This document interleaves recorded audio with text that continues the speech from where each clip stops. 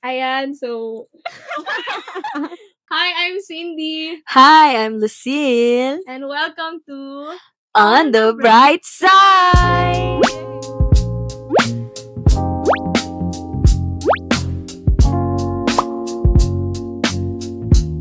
Yay! Finally! Grabe, pilot episode. Yeah. Pilot?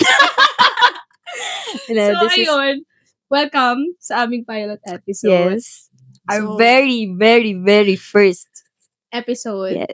Although before, nagtatry na tayo, naalala ko sa Uncle John's, nagtry Oo. tayo mag-podcast. Earphones ang Mahilig kasi gamit. tayo magkwentuhan. Yun yung very purpose. Tsaka itong podcast na to, actually trip-trip lang talaga to. Tapos, Sa true lang. baka kami lang talaga yung nagdadala ng pressure sa mga sarili namin.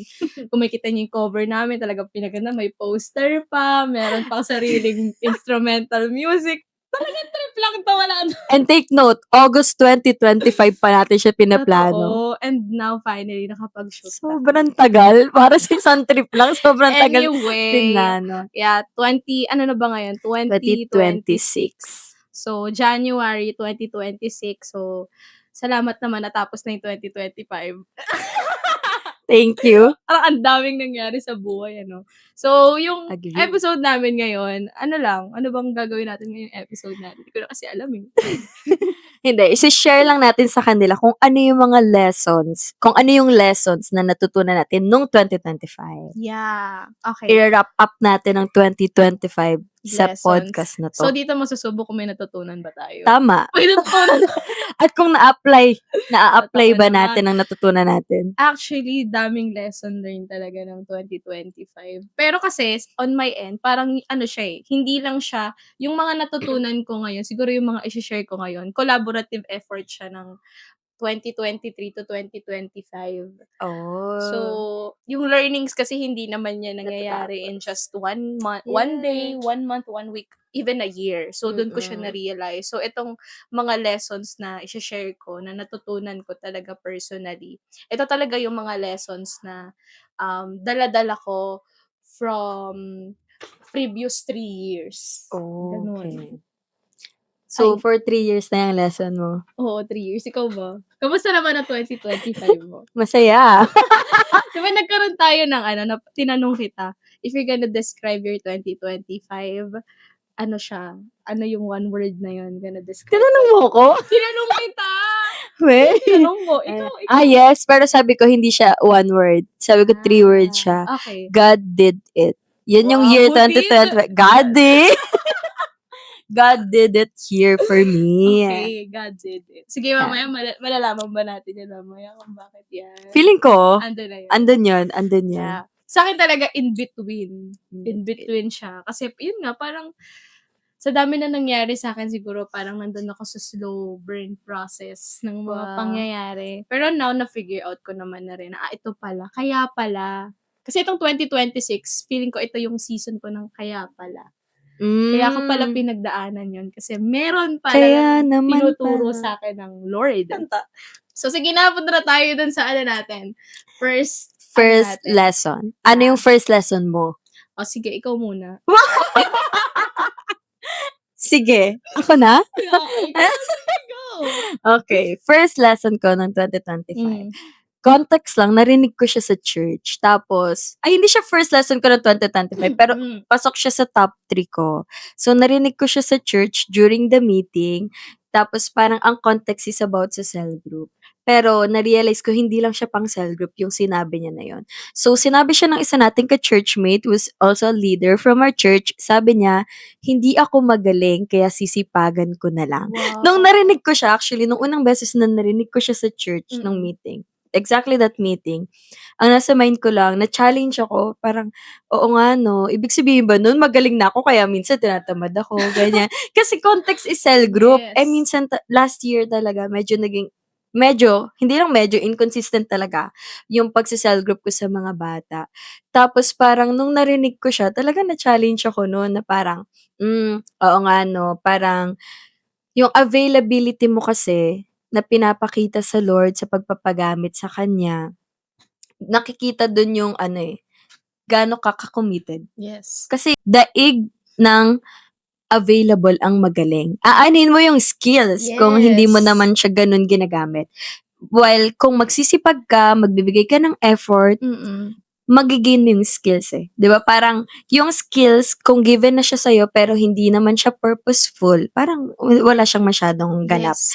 Pero kung wala ka pang skills, tapos nagbigay ka ng time para aralin yung skills na yun, mas magiging ano ka pa, mas magiging matututo ka, but at the same time magiging fruitful yung effect. Kasi fruitful talaga yung cell group Totoo. nila nung nakita ko yun. Kasi sabi ko, tinake note ko siya, and hindi ko lang siya nagagamit sa cell group na yun. Pati sa work ko, sa ibang mga bagay, lagi ko nire-remind yung sarili ko.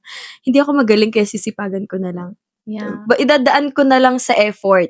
Dadaan ko sa pagpapakita ng willingness and commitment na, okay, hindi ko to alam, pero pwede ko siya matutunan. Gaya nga lagi natin sinasabi, di ba? Parang bigyan mo ako ng time, kaya kong matutunan yung isang bagay. Parang yun din yung Yes. pumapasok Kumbaga, sa hindi ano ko. effective talaga yung limiting belief na okay, hanggang dyan ka lang. Meron at meron talagang mas magaling sa'yo. Pero ang purpose naman kung bakit gusto mong matuto is hindi para angatan sila. Gusto mong Yes. matuto eh. Hindi ka kasing galing nila, wala kang parang same genes or same brain cells as them. Pero alam mo sa sarili mo na kapag nag-make ka ng time, pag sinipagan mo talaga, Kaya. kaya. At saka yung sipag, ano yan eh, it comes with consistency. Kasi aanhin mo yung galing mo kung hindi ka consistent. Diba? Totoo yan. Yes. Kapag ka ano. Tsaka, ayun nga, parang, minsan, your commitment shows in your effort. Yes. Totoo yan. Ikaw naman. Sa akin, hindi siya related. na pressure. Pero Okay ito na, naman, kahit di ma-connect. siguro ito yung number one na natutunan ko. From year 2025 is that, learn to embrace the unknown. Natutunan ko yun. I've learned to embrace the unknown. Kasi parang ako, alam mo naman, di ba, ako yung tipo ng tao na very, parang gusto ko planado. Gusto ko Same. organized, ganyan. Kasi, inisip ko, bakit ba ako ganun? Kasi parang may part sa akin na parang, nagiging at peace ako kapag alam ko na nasa control ko yung isang bagay. So, kapag halimbawa, may nangyayari na parang hindi umayon dun sa plano, nagiging anxious ako, nagkakaroon ako ng anxiety, ganyan. So, 2023 to 2024 until 2025, plinase ako ng Lord sa lugar na parang nag-fail ako, mistakes, rejection, even heartbreak. So, parang hindi ko siya nakita na, hindi ko siya in-expect talaga. Kasi parang ikaw, yung tipo ng tao na you're very secured. Akala mo secured ka na. Akala mo once planado mo na lahat, okay ka na. Parang alam mo na yung outcome kasi planado mo na eh. Pero at some point, yun yung tanong ko, sabi ko, Lord, bakit ganito? Ginagawa ko naman yung best ko, hindi naman ako pasaway, ganyan, active naman ako, obedient naman ako, ganyan. So parang may mga ganun akong question sa Lord. Pero alam mo, on the bright side, tinuruan ako ng Lord to embrace talaga the unknown. There's beauty in unknown. No, yung mga unfamiliar places, yung mga bagay na, yung mga places na out of your comfort zone, there's beauty in it. Pag tinase ka doon ng Lord, may pa din, may kaba, pero tinuruan niya kasi ako na wag mag-depend sa sarili ko. So, yun yung beauty niya na during those times na nagfe-face ako ng mga unknown or unfamiliar, nandun ako sa mga unfamiliar places, God taught me to trust Him more. So, yung peace ko ngayon, hindi na siya nanggagaling doon sa thought na kontrolado ko, kaya ako at peace. At peace ako kasi kahit hindi ko kontrolado, I know the one who controls it. Yeah. Meron nga akong share, diba, sa social media ko na parang, don't be afraid to trust the unknown future to the known God. So, yun yung ini-embrace ko ngayon. Kaya, okay lang kahit hindi ko alam. Pag pumasok ako sa room, okay lang kahit hindi ko kilala yung mga tao. Okay lang kahit hindi ko pa alam. Kasi kagaya nga ng sinabi mo kanina, hindi ko yan alam, pero malalaman ko yan. Bigyan mo lang ako ng time. Naalala ko yung isa sa mga nakasulat din sa akin. God is in control of what I cannot understand. Totoo. Yun lang. Input lang talaga. Sobrang short lang kasi I think na-explain mo na siya. So, in-input ka lang yun. Kasi very agree naman talaga. Yeah, and that's a reminder din to you guys na hindi kailangan kontrolado mo lahat para maging Yes. at peace ka. Kasi marami talagang mga mangyayari kahit no matter how you plan it well.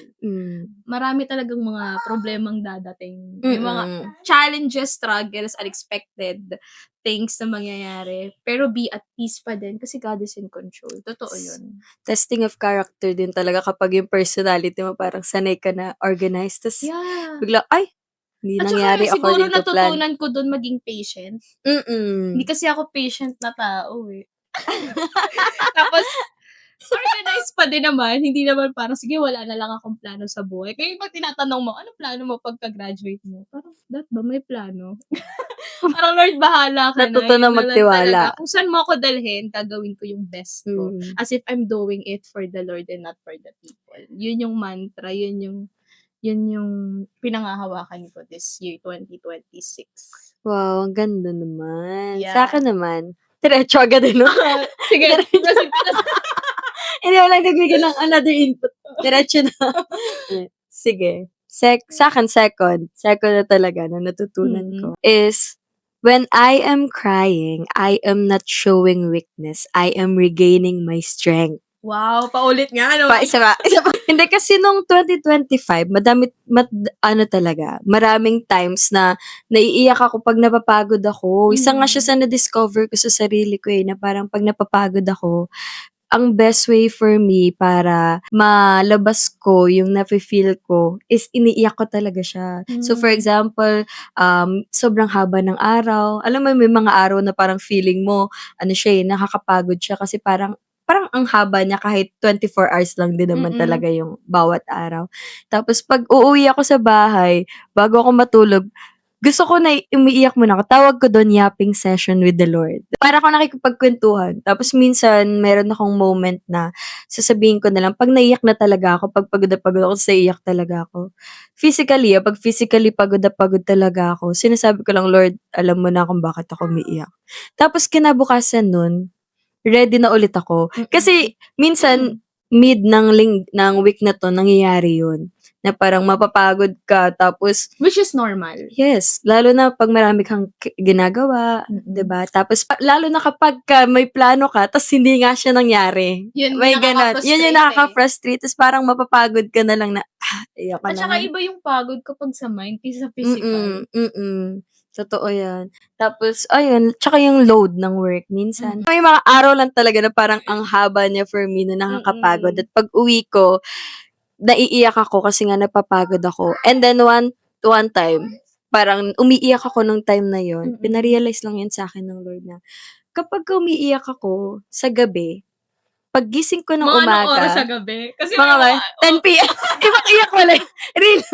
Ibang iyak pala. Hindi. may time daw pag sa gabi. May question ako. Check ko next time, Bakit tuwing gabi tayo umiiyak? Hindi ko alam. Siguro kasi, patapos na yung araw. So, parang, dun mo na nararamdaman lahat ng nangyari sa'yo nung araw na Kumbaga yun. sa araw kasi nagtatrabaho ka. So, parang Hindi kailangan mo mo i-set aside yung breakdown. So, Oo, sa gabi. totoo. Sa gabi, parang dun mabubuhos. Ay, ito pala yung naramdaman ko buong araw. And sa ngayon, sa na-realize ko, parang hindi mo dapat sinasuppress yung emotions mo. So, nung one time na umiiyak ako, isa sa pina-realize yun sa'kin ng Lord. Iiyak ako ngayon, pero bukas alam ko na maayos, para akong ni-renewed. Naalala ko nga yung isang verse dun, "Weeping may stay for the night, but rejoicing comes in the morning." Yes. There So, will be ganun joy siya. in the morning. Yes, di ba? Katayin mo nga yun. Ayoko. Kaya, pagka umiiyak ako, hindi ko ini-invalidate yung sarili ko. Kasi ano naman yun, alam ko naman, pwedeng hindi ko alam yung ibang reason, yung pinaka-main reason, pero alam ko exactly na kapag nalabas ko to, at nalabas ko sa kung kanino ko dapat siya ilabas, which is sa Lord, kapag naipag-pray ko siya sa Lord, kinabukasan, ready na ulit ako. So, Yes. para akong naglilinis, para bukas, wala akong daladalang baggage na Totoo. makakapag-hindrance sa'kin para makapagsimula ng mas maayos. So, Yeah. ayun. Hindi kasi for some people kasi, parang nagkaroon na ng stereotype na kapag umiiyak ka, it shows Mahina. weakness. Yung vulnerability kasi yung na-expose. So, parang at some point, may uncomfortability na parang, pag iyakin ka, ibig sabihin mahina ka na. Or some people, kaya takot sila siguro na i-expose yung vulnerability nila sa isang tao. It's because natatakot sila ma-invalidate. Crying is good for the soul, diba sabi nga? And for Crying the is, heart, yes. It's good for the heart and in mind. Kasi nga, totoo yun, kailangan mo ng outlet para meron kang mapag-releasean. And if ikaw yung tipo ng tao din na parang hindi ka talaga comfortable na maging open or maging vulnerable sa tao, it's okay. Pero alam mo, good thing talaga na may Lord tayo. Kasi doon talaga tayo pwede maging vulnerable. Pwede ka mag-yap all day. Na parang pwede ka talaga maging vulnerable sa Kanya. Iiyak mo sa Kanya. And then the next day, surprisingly, okay ka. Parang alam mo yun, yung parang pagod ako ngayon, iiyak ko lang to tapos to sa akin. Isang gabi lang naiyak to sa Lord. Yes, Yung totoo ganong yan. So, totoo yun. I agree with you when you say na when you cry, it doesn't show your weakness. It's about regaining your strength. Yes. Kaya ngayon, kapag napapagod ako, tas alam kong paiyak ako, minsan, parang deep down, masaya ako kasi alam ko bukas, maayos na siya kasi nalabas ko siya ngayon. Yes. Ayun. Sa'yo naman, how about Okay. you? Sa akin siguro, eto naman, kung ikaw sa pag-iyak, ako naman, it's about missing out. Yung parang, I find comfort in missing out. So, yung naman nun, backstory naman nun, ako kasi yung parang type of person na, may tawag sila dun social butterfly, life of the party type of person. So, ito yung mga tipo ng tao na parang sa isang grupo, ikaw yung talagang, nagli-lead ba? Paano ba? Nagbibigay buhay para ikaw yung nagli-lead ng conversation, ikaw yung host talaga, nag-host, ganyan.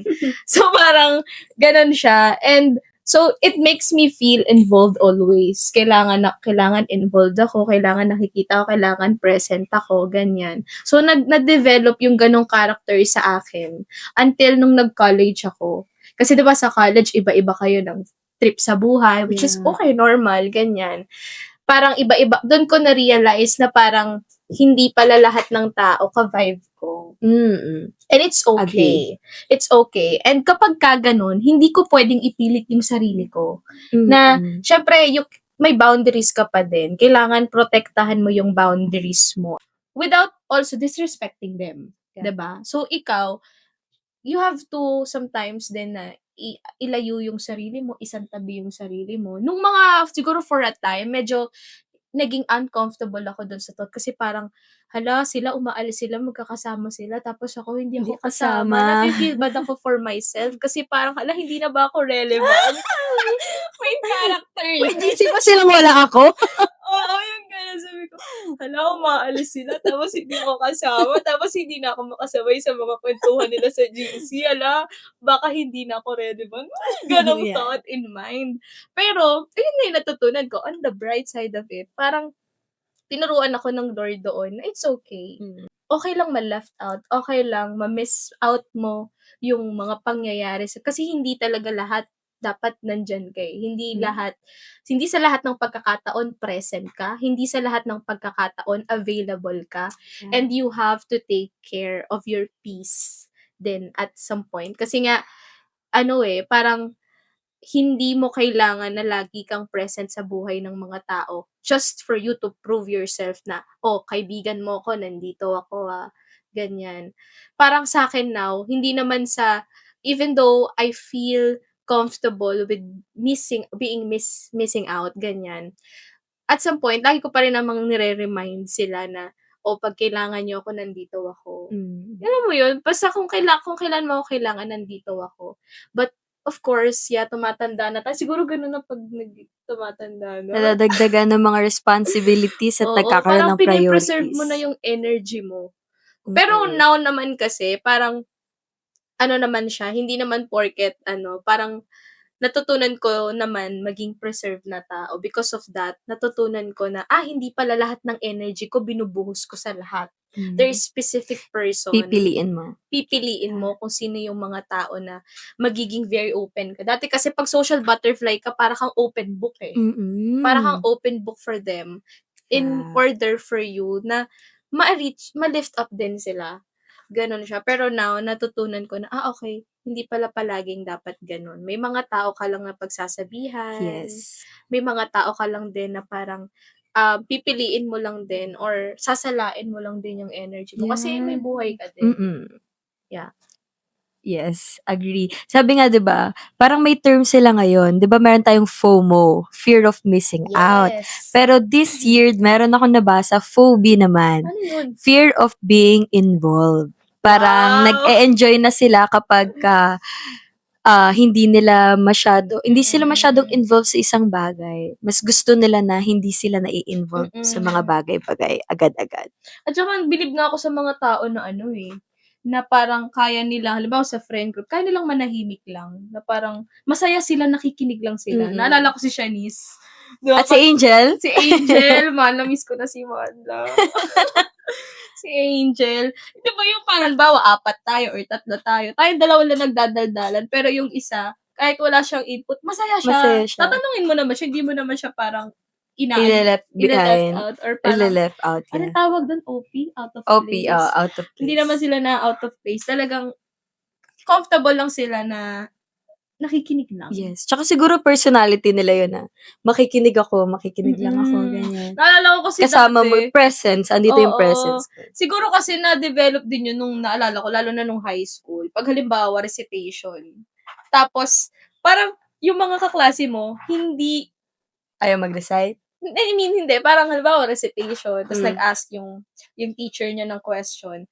Parang lagi ka nilang inaabangan na dapat sasagot ka. Parang halimbawa, May patapos na yung expectation tanong. sila Patapos sa'yo. na yung tanong ng teacher mo. Sumasagot na sila, ganyan. Tapos magpo-proceed na siya sa other question niya. Parang yung mga classmate ko tumitingin sa akin, "Sisi, di pa ba sasagot?" Parang Nag-e-expect lagi sila ako na magsalita, gano'n. So, parang siguro doon din siya na parang, wait lang, may input na Kailangan ako. lagi may input kasi may Oo, expectation ng ganun. tao Kaya sa'yo. siguro doon nasanay ako. Tapos naging ko. Pero ngayon naman, natutunan ko naman na, okay, there's beauty in it pa din. So, it's okay Pipiliin mo to, lang din talaga. it's okay na ma-left out. It's okay na may ma-miss out ka. Yeah. Oh, next. Hindi, eto last na. Okay, last. Sa akin last. Sa'yo, Okay. meron ka pa. So, yung last takeaway ko, sa dami kong takeaway ng 2025, eto talaga yung napili ko. So, yung pangatlo, isa sa takeaway ko ng 2025 is, I ask God for healing, so He reveals all my pain, insecurities, and hurt. Pero, na-realize ko nga din nun, parang sa doktor, para malaman niya kung paano gagamutin yung nangyari sa'yo, yung pasyente, kailangan mo sabihin sa kanya kung ano yung mga nararamdaman mo. Pain yan. Saan At kung masakit. hindi mo man masabi, talagang titest ka talaga. Oo. Kung kailangan buksan. Para makita, diba? So, ayun nga, kasi parang, before mag-2025, 2024 was very overwhelming year for me. Kasi parang ang dami nangyari sa akin noong 2024. So, kasi include yung heartbreak. Hindi masabi. Malakit dito, ha? Hindi masabi. Including yung heartbreak. So, sabi ko sa Lord, ng 2024, bago siya matapos, sabi ko, Lord, 2025, gusto ko maging healing year siya for me. So, ang gusto ko lang maramdaman sa 2025 is ma-heal yung mga bagay na masakit sa akin. So, noong 2025, nagkakaroon ako ng moment. Alam mo yung feeling na mag-isa ka na lang pero nahihiya ka pang sabihin kung ano yung nararamdaman mo. May ganun parang merong isang beses doon na meron akong emotions na na-feel na parang nagagalit ako sa sarili ko. Nagagalit ako sa sarili ko tapos di ko alam kung bakit. Tapos alam mo yung para akong ini-interview pero wala akong kausap, si Lord lang. Para akong ini-interview tapos inaalam yung root kung bakit ito yung nafe-feel ko. So, ganun yung isa sa mga naging cycle ng 2025 ko. Talagang nire-reveal sa akin ng Lord yung root kung bakit ito yung nafe-feel ko. Kasama dun yung mga takot na, bakit nga ba ako takot sa ganito? Tapos, yung response ko, bakit nga ba ganito ako mag-respond kapag may ganitong sitwasyon sa akin? Tapos, isa sa mga pinakita nun sa'kin ng Lord is dahil eto, yung pinanggagalingan talaga, hindi mo siya respond dahil ayun lang yung naramdaman mo nung moment na yun. Merong behind, may root Yes. kung bakit yun yung nagiging respond mo sa tuwing may ganitong scenario. Kaya kumbaga saan ka nang gagaling? Yes, Yun your talaga favorite word of the line. day. Saan Word of ka the nang life. gagaling? Saan ka nang, lagi yun eh. At saka best way din yun para maintindihan mo yung isang tao. Kasi hindi yan nag-react lang ng ganyan out of nothing. Yes. Hindi May mo siya pwede reason talaga behind. invalidate. Totoo. Totoo siya. Kaya ayun, yun yung isa sa mga experiences ko talaga nung 2025. Medyo ano siya, para kang ginagawang transparent ng Lord sa kanya kasi alam niya mismo ikaw hindi mo maamin sa sarili mo. Ano-ano ba yung mga bagay na nakaka-hurt sa akin? Mm-mm. At bakit nga ba ako na-hurt dito? Anong reason behind it? So, no 2025, isa siya sa mga ina-unleash para parang alam mo yung hinuhubaran Yes. ka para makita talaga yung anong root ng Yes. pinanggagalingan ng mga emotions, ng mga emotion na meron ka. So, ayun. Totoo yun. Kasi the more na lumalapit ka sa Lord, sa totoo lang, the more na mas ini-expose ka niya doon sa flaws mo, sa mistakes mo, not To condemn condemn. you, Yeah. but to cleanse you, to Yes. transform you. Yes. Kasi kailangan mo siya i-recognize eh. Mm-mm. Halimbawa, pag humihingi ka ng sorry, mahirap humingi ng sorry kapag hindi mo alam kung ano yung ginawa mo. Diba? Kailangan maging aware ka, ano ba yung ginawa ko? Saan ba ako nagkamali? Saan ba ako nagkulang? Ginawa ko naman ang lahat. Parang iba yun. Iba yun. Oo, diba? So, parang importante yun. You have to recognize. If you have to sit with it na para kang baliw, nakausap yung sarili mo, go! Totoo yan. Agree. Diba? It's okay. Kasi ano yan, you have to be aware. You have to reflect. You have In to order- acknowledge na ito yung nararamdaman mo. Yes, in order to point out ano ba yung problema. Yes. And may discomfort yun Yeah. Minsan, ano talaga siya, uncomfortable siya pagka you have to sit with your emotions na. Tapos yung emotions na yun yung iniiwasan mo nga Oo, eh. yung naghahanap ka ng problema sa tao, tapos ikaw pala yung problema. expose ng Lord yun. So, Kaya, yeah. Ang ano dyan, kailangan maging humble ka enough to recognize it and to be humble enough as well to recognize na si Lord yung may kayang mag-heal sa'yo. Kasi kung ikaw Yes. lang, di talaga. Oo. Naalala ko, last na to, naalala ko yung isa sa nabasa ko. Sabi nga, you will not heal if you will keep things unsealed. Kung hindi mo siya sasabihin, kung hindi mo siya expose sa Lord, sa sarili mo, hindi ka mag-heal kasi para mo siyang tinatakpan lang, binaband-aidan mo, pero hindi mo ginagamot yung mismong sugat. Totoo. And there's beauty kasi in ashes. Kayang gawin ng Lord, kayang mag-produce ng Lord ng something beautiful sa mga past experiences mo. Kaya testimony, you can share your testimony. Ibig sabihin yung mga nangyari sa'yo. Confident kang i-share yung flaws mo, yung mistakes mo, kasi alam mo na nabago ka na. Yun mismo yung naging redemption arc mo. Yes. Diba? Yes, totoo yan. Your mess will be a message and your test will be a testimony. Amen. Amen to that. Okay, sige. Ikaw naman. Okay na? Sige. Okay na? Okay na? Ikaw naman? Ako naman? Go. Ito, last na for this episode. Grabe. Ang dami talaga naming natutunan. Actually, nag-list kami ng madami, pero 3. baka kasi umabot tayo na. Sobra naming makonsume yung time ng isa't isa at yung time nyo kung manonood man kayo. Tagal pa yan. So, 3 na lang. So, ito, last na sa akin to. So, sa akin yung last na lesson that we learned from 2025 is don't engage in self-sabotaging. Oh, yeah. Yeah.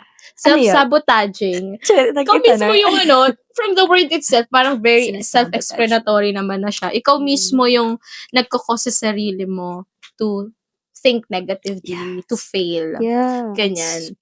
So, ito, ewan ko kung ako ba yung tao na pag nakita mo ganun. Kasi parang nakikita sa akin ng tao, very optimistic eh.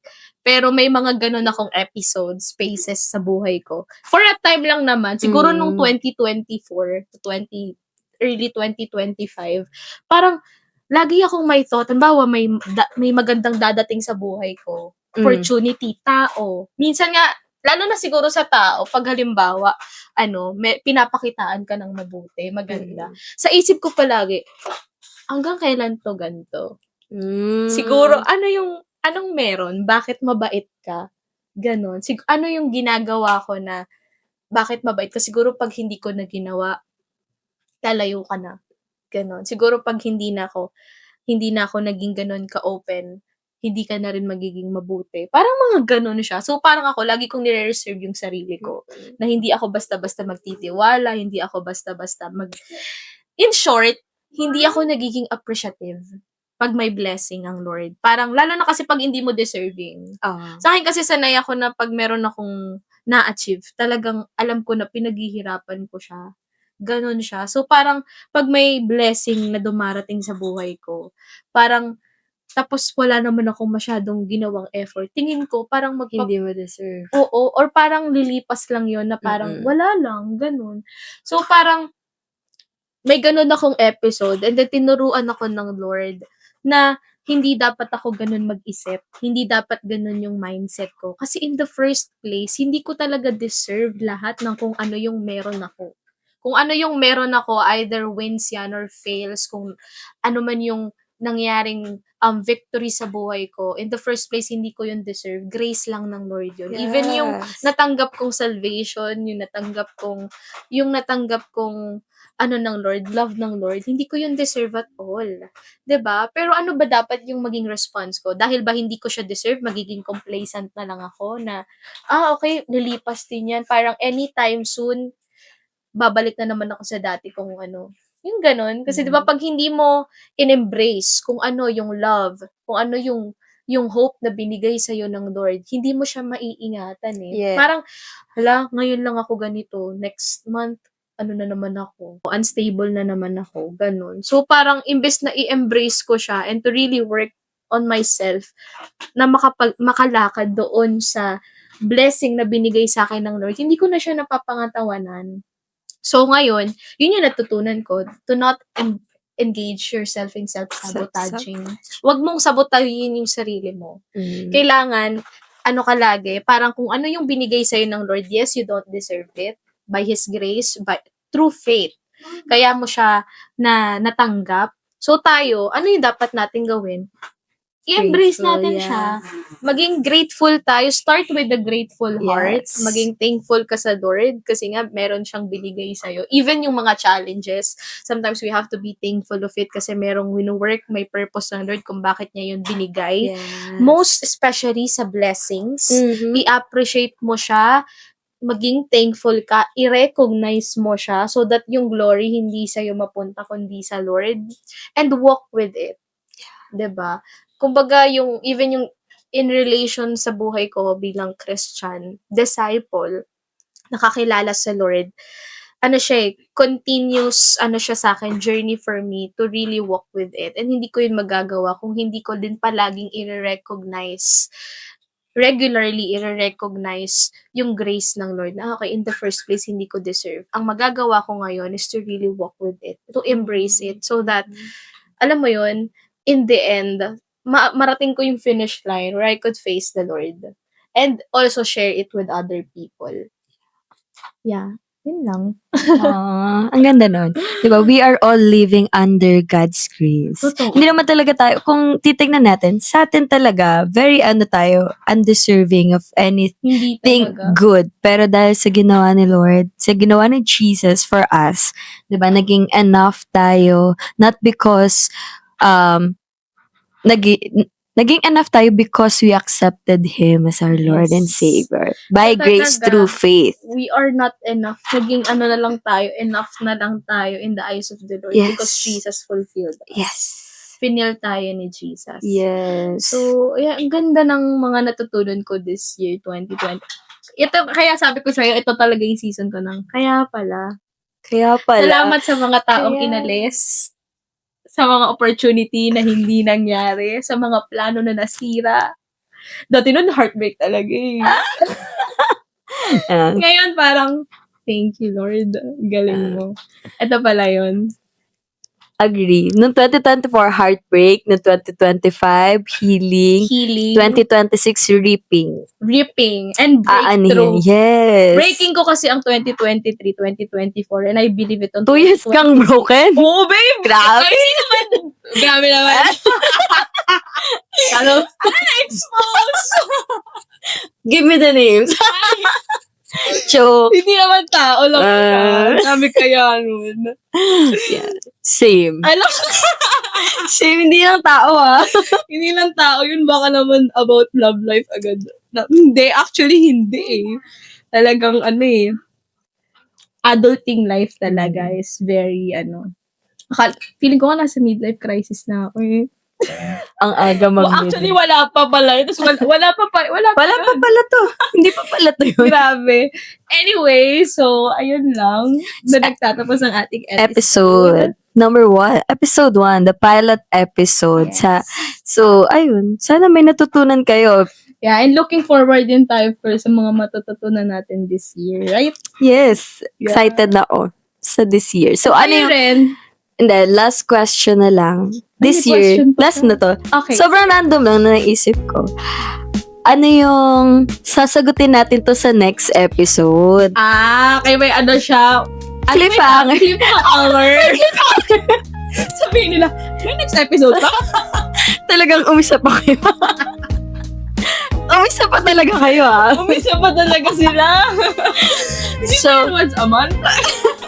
Pasensya na, dalawa na nga lang eh. sorry guys, you have to deal with us. So, ano naman yung mga nilulook forward mo this 2026? Pero wag mo na sagutin dito, babe. Sa susunod mo na sagutin. Sa next Next episode. Yeah. So, yan lang guys. So, na nagtatapos ang ating first episode na On the Bright Bright Side. Na you've learned something from us at some point. And they can share their takeaways. Yes. PM. Guys, PM or PM niyo yung comment page. nyo, please do so. You're all welcome. Message kayo sa aming mga social media accounts. Grabe, gumawa ko sila ng social media. Talaga nga naman. Ano yung mga yan na ma-block? Kailan kayo nagre-release ng episode para maiwasan? Ayan, self-sabotage yun. Joke lang guys. Joke Anyway, lang. basta meron kaming Facebook, On the Bright On the Bright Side. We Side. also have YouTube channel. And On the TikTok. Bright- And TikTok. On the Yan. bright side. Tuto kayo. Tuto! Abangan ang mga susunod. Yeah. Dito Please like, share, subscribe to be updated sa aming mga next episodes and gano'n. Yes. Bye! Next time, kailangan matutunan naman natin. This Outro. 2026 para mag-outro. Outro. 2026 yun yung lesson na. Abangan nyo. Ready to. Anyway.